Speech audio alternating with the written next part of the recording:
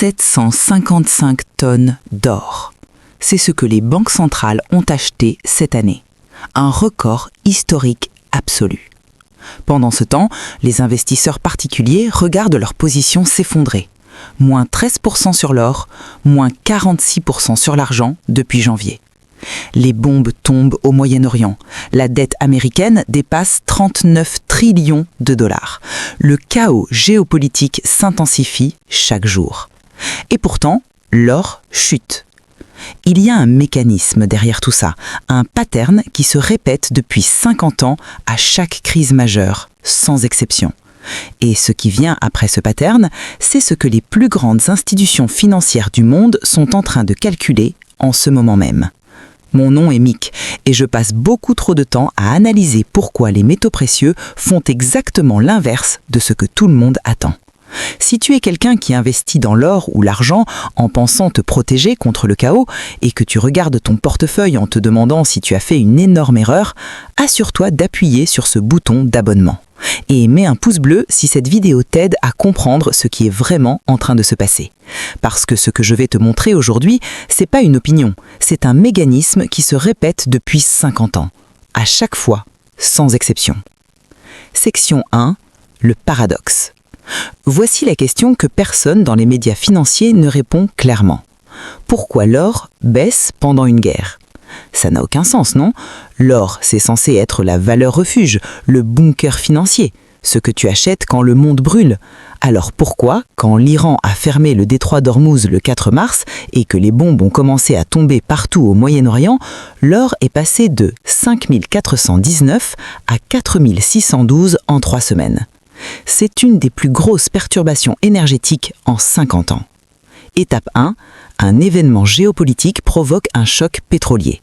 La guerre en Iran a fait grimper le Brent de 75 à plus de 112 le baril en 3 semaines. C'est une des plus grosses perturbations énergétiques en 50 ans. Étape 2, le pétrole fait exploser les anticipations d'inflation. Pas l'inflation réelle tout de suite, les anticipations. Et les anticipations, pour les marchés financiers, c'est aussi important que la réalité. Étape 3, ces anticipations empêchent la Fed de baisser les taux. La Fed parlait de baisser les taux, le choc pétrolier a mis fin à cette conversation. Les marchés ne prévoient aucune baisse avant fin 2026. Étape 4, si la Fed ne baisse pas les taux, les rendements obligataires restent élevés. Le rendement du bon du Trésor à 10 ans est actuellement à 4,39%. Ça veut dire qu'une obligation d'État américaine, garantie par le gouvernement, te rapporte 4,39% par an. Sans risque, sans volatilité, zéro. Étape 5, quand les rendements obligataires rapportent 4,39%, le coût d'opportunité de détenir de l'or, qui ne rapporte rien, devient énorme. Le capital institutionnel fait le calcul. Une partie sort de l'or pour aller vers les obligations. Étape 6, en même temps, les investisseurs mondiaux cherchant la sécurité achètent des bons du Trésor américain. Cette demande pour des actifs en dollars renforce le dollar. Et quand le dollar est fort, le prix de l'or en dollars baisse mécaniquement. 3 vents contraires en même temps, tous causés par le même choc pétrolier qui devrait, théoriquement, être ultra aussi pour l'or. Voilà pourquoi ton or est dans le rouge pendant que le monde brûle. Maintenant, voici où l'histoire devient complètement différente. Parce que cette suppression mécanique, elle ne dure jamais. Je vais te montrer l'historique. Pas comme une promesse parce que les performances passées ne garantissent rien, mais parce que le pattern est tellement cohérent que ignorer ça serait l'erreur la plus coûteuse de ta vie. 1973, embargo pétrolier de l'OPEP. Le pétrole passe de 3 à 12 dollars, fois 4. L'or baisse d'abord, puis monte de 150% dans les 2 années suivantes. Sur toute la période 1971-1980, l'or monte de 2300%. Pas une erreur, 2300%. 1990, révolution iranienne. La production de pétrole s'effondre. L'or ne fait rien immédiatement. Puis, dans les 12 mois suivants, plus 89%. L'année d'après, encore plus 10%. 1990, guerre du Golfe. L'Irak envahit le Koweït. Le pétrole explose, l'or monte de 10% en quelques semaines. Post-2001, les marchés s'effondrent après le 11 septembre. Panique partout. Puis, l'or commence une hausse de 10 ans, de 250 l'once à l'once jusqu'à 1900 l'once, plus 660% sur 10 ans. 2002, Russie, Ukraine.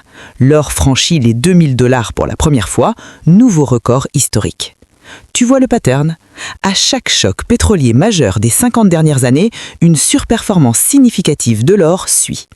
Pas par chance, pas par coïncidence, parce que le mécanisme qui supprime temporairement l'or pendant le choc, rendement élevé, dollar fort, vente institutionnelle forcée, finit toujours par s'inverser. Et quand il s'inverse, les arguments structurels en faveur de l'or reprennent toute leur force. Section 3. Pourquoi 2026 est différent? Maintenant, voici ce que tu dois comprendre pour 2026 spécifiquement. Ce qui rend ce moment différent de tous les cycles précédents, c'est pas la guerre, c'est les conditions structurelles sur lesquelles la guerre est tombée. Regarde ça. En 1973, la dette nationale américaine était d'environ 500 milliards de dollars. Aujourd'hui, 39 trillions. C'est pas juste une version plus grosse de la même chose, c'est une réalité fiscale fondamentalement différente. En 1973, les banques centrales vendaient de l'or. Parce que l'argent est à la fois un métal monétaire et un métal industriel. Dans une crise, les propriétés monétaires créent le mouvement initial. Mais quand la crise s'ancre dans le système économique, les propriétés industrielles ajoutent un deuxième moteur que l'or n'a pas. En 2026, ce deuxième moteur est plus puissant que dans n'importe quel cycle précédent. Les installations solaires mondiales nécessitent de l'argent comme conducteur, et cette demande n'est pas sensible au prix aux niveaux actuels. Les véhicules électriques nécessitent 60-80 grammes d'argent par véhicule versus 15 à 20 grammes pour une voiture classique. Les data centers IA, les systèmes de défense, les communications satellites, tous nécessitent de l'argent et aucun ne peut facilement le remplacer sans dégradation significative des performances. Et puis il y a la contrainte d'offre. 5e année consécutive de déficit. Pas de réponse de l'offre en vue. Une base de demande industrielle qui croît dans des applications où l'argent n'a pas de substitut viable. Et la Chine, qui contrôle environ 60% de la capacité mondiale de raffinage d'argent, a restreint les exportations d'argent comme matériau stratégique.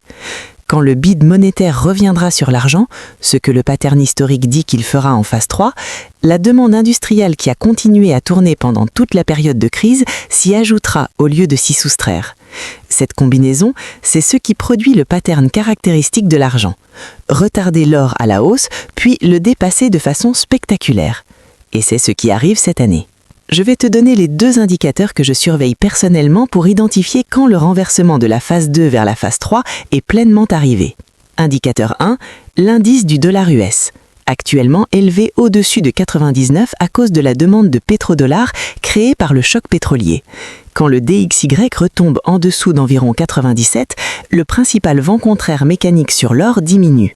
Ça arrivera quand le pétrole se stabilise, quand les routes d'approvisionnement alternatives, pipelines saoudiens, infrastructures de contournement des Émirats, absorbent suffisamment de la perturbation d'Ormuz. Indicateur 2, le rendement du trésor à 10 ans. Actuellement à 4,39%.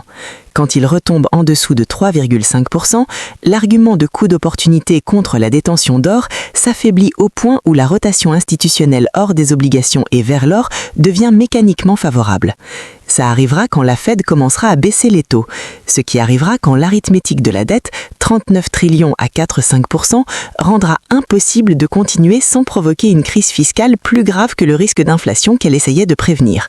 Ces 2 indicateurs te diront quand la suppression mécanique s'épuise. Les nouvelles de guerre? Non. Les gros titres du quotidien sur le pétrole? Non. Le cycle médiatique 24 heures sur 24? Non. Surveille le dollar, surveille le rendement, tout le reste c'est du bruit. Wells Fargo a relevé sa cible or pour fin 2026 à 6100-6300 $ l'once. JP Morgan prévoit 6300 $ d'ici fin d'année.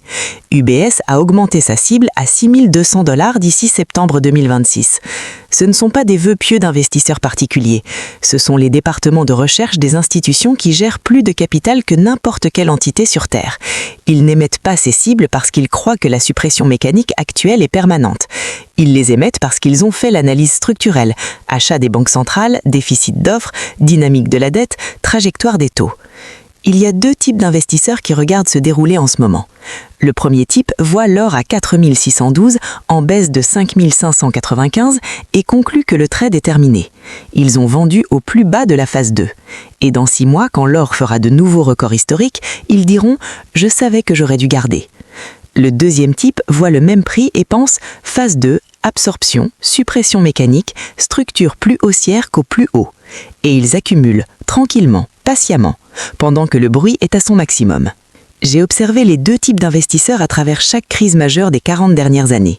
Je sais quel type construit de la richesse et je sais quel type la regarde se construire depuis la touche. L'impensable, c'est le mouvement qui arrive sur l'or et l'argent quand la phase 3 commence pleinement. Pas impensable parce que ça n'est jamais arrivé, ça s'est produit après chaque choc pétrolier majeur des 50 dernières années. Impensable parce que les conditions structurelles sous-jacentes sont plus extrêmes que tout ce que j'ai vu en 4 décennies d'observation de ces marchés. Plus de dettes, plus d'achats de banques centrales, plus de déficit d'argent, plus de demandes industrielles, plus de contraintes fiscales sur la Fed. Surveille le dollar, surveille le rendement, sois patient et ne laisse pas une vente de phase 2 te faire rater le mouvement que toutes les institutions majeures sur Terre ont déjà calculé qu'il arrivera. Si cette vidéo t'a aidé à comprendre ce qui se passe vraiment, appuie sur ce pouce bleu. Abonne-toi si tu veux plus d'analyses comme celle-ci et dis-moi dans les commentaires, es-tu en phase 2 en train de paniquer ou en phase 3 en train d'accumuler? À la prochaine!